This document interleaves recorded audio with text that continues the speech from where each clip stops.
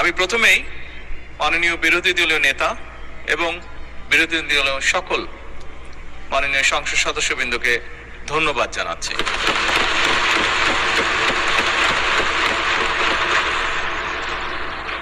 আজকে যে বিষয়টি নিয়ে আমরা এতক্ষণ এখানে আলোচনা করলাম, অবশ্যই যে বিষয়টি একটি গুরুত্বপূর্ণ বিষয় সকলের জন্য, যে বিষয়টি বিরোধী দলীয় নেতা উপস্থাপন করেছেন এখানে।